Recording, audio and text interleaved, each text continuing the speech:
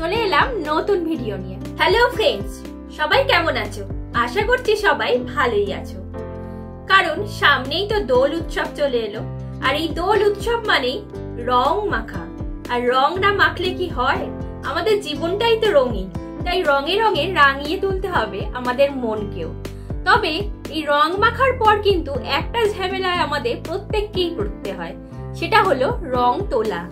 তো আমি আগের বছরও এই রং ওঠানো নিয়ে খুব ইজি ওয়েতে একটা ভিডিও বানিয়েছিলাম, যাতে খুব তাড়াতাড়ি কি করে মুখের গায়ের রং তুলবে। তো এই বছরও আমি কিন্তু আবার রং তোলার ভিডিও নিয়ে চলে এলাম।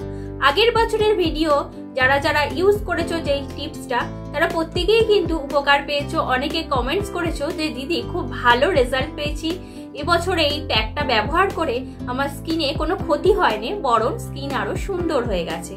তো এবছরও আমি তোমাদের জন্য আরো একটা রেমেডি নিয়ে চলে এলাম, যেটা খুব সহজেই রং তুলতে সাহায্য করবে, আর কিন্তু খুব ইজি ওয়েতে বানানো হয়ে যাবে খুব তাড়াতাড়ি। তাহলে বানিয়ে নেব। তার আগে বলি, এই রং খেলা আমাদের শরীরের জন্য কিন্তু ভালো, কারণ এটা প্রকৃতিরই একটা নিয়ম। এই বসন্ত উৎসব, এই যে আবির, এই ফাগুনের হাওয়া, এটা কিন্তু গায়ে লাগানো আমাদের ভালো। কারণ সিজন ওয়াইজ যে কোনো উৎসব, যে কোনো কিছু আমাদের শরীরের জন্য কিন্তু ভালো। তাই রংহীন জীবন যদি না আমরা রং খেলে এই আনন্দ, সব থেকে বড় কথা আনন্দ, এখন মানুষের মন থেকে আনন্দ হারিয়েই যাচ্ছে ব্যস্ত জীবনে। এই একটা দিন যদি না আমরা আনন্দ করি, তাও আবার এই রং তোলার ভয়, সেটা কি হয়? তাই রং খেলতে গিয়ে আনন্দ তো করতেই হবে। তোমরা যত খুশি রং মাখো, একদমই একবারেই উঠে যাবে, একবার ব্যবহারই, কোনো টেনশন নেই।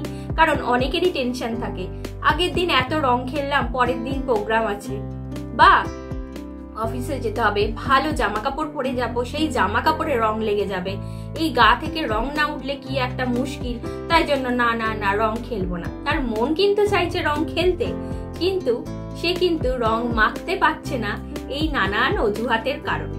তবে আর একদমই অজুহাত নয়, মন প্রাণ খুলে এবছর হোলিতে কিন্তু আমরা প্রত্যেকেই রং মাখবো।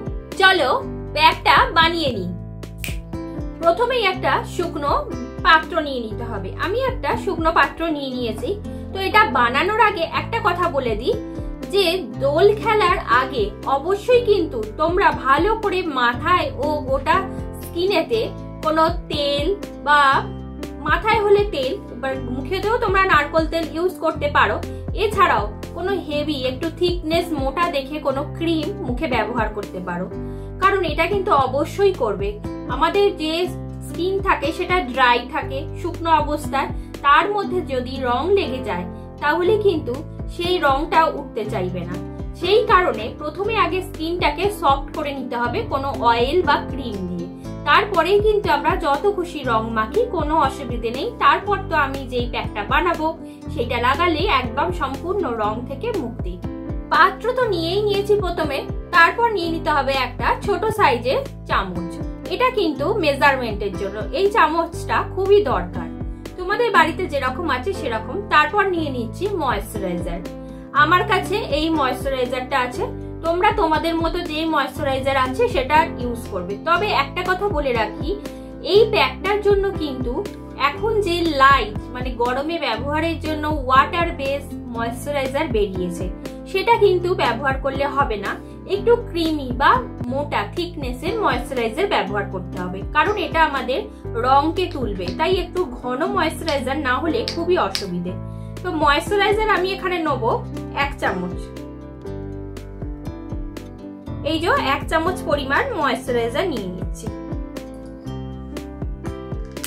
এরপর যেটা নেব সেটা হলো মধু। মধু কিন্তু এখানে অল্প পরিমাণ দিতে হবে, বেশি মধু দেবো না। যদি আমি 1 চামচ ময়েশ্চারাইজার নিই তাহলে 1/2 চামচ মধু দিতে হবে। তোমরা এই পরিমাপটা কিন্তু খেয়াল রাখবে, কম বেশি নিয়ে নেবে না। 1 চামচ ময়েশ্চারাইজারে 1/2 চামচ মধু।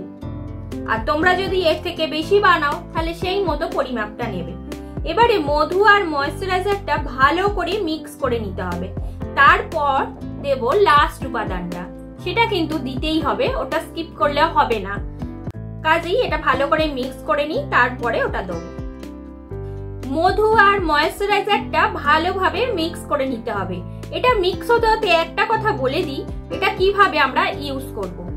তোমরা তো প্রথমে অয়েল বা ক্রিম মেখে হোলি খেলবে, এরপর যেরকম আমরা নর্মাল শ্যাম্পু দিয়ে হেয়ার ওয়াশ করি, একবারই কিন্তু করব নর্মাল শ্যাম্পু দিয়ে হেয়ার ওয়াশ করব, বা যে বডি ওয়াশ বা সোপ ইউজ করছো, ফেস ওয়াশ ইউজ করছো, সেটা দিয়ে আগে যে রাফ একটা মানে রং আছে সেটাকে তুলে নেব।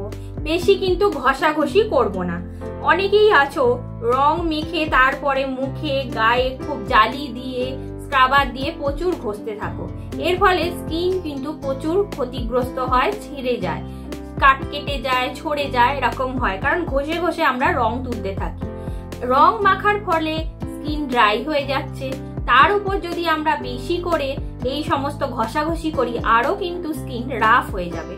তাই জন্য বলবো একদমই তোমরা কিন্তু ঘষাঘষি করবে না, তারপর এই প্যাকটা লাগিয়ে নেবে, তাহলেই কিন্তু হবে। একবার তোমরা নর্মাল, আবারও বলছি, নর্মাল শ্যাম্পু দিয়ে হেয়ার ওয়াশ করলে, মুখে যে যা ফেস ওয়াশ ইউজ করো ফেস ওয়াশ করলে, গায়ে সাবান বা বডি ওয়াশ দিয়ে ভালো করে ধুয়ে নিলে একবারই, বেশি রগড়ারগড়ি ঘষাঘষি করবো না, যতটুকু রং উঠবে ততটুকুই।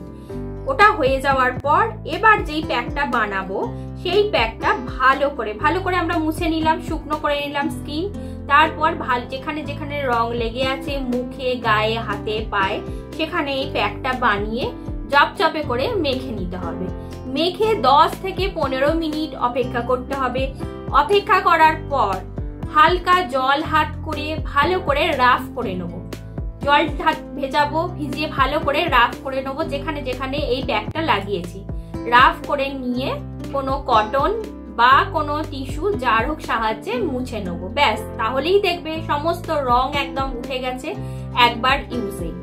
এখানে আমার মধু আর ময়েশ্চারাইজারটা ভালো করে মিক্স হয়ে গেছে। এরপর দেবো লাস্ট উপাদান, এটা হলো গ্লিসারিন।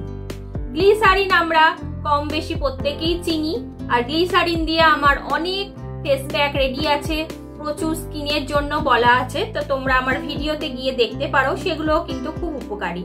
তো বানিয়ে নিই। গ্লিসারিন কিন্তু এখানে দেবো 1 চামচ পরিমাণ, এই যে 1 চামচ পরিমাণ গ্লিসারিন।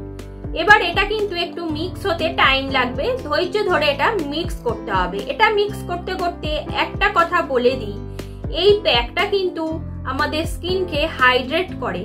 রং খেলার পরে যে আমাদের স্কিন ক্ষতিগ্রস্ত হচ্ছে, এই প্যাকটা ইউজ করলে সেই রাফনেসটা দূর করবে, স্কিনে গ্লো আনবে, এছাড়াও স্কিন সফট থাকবে।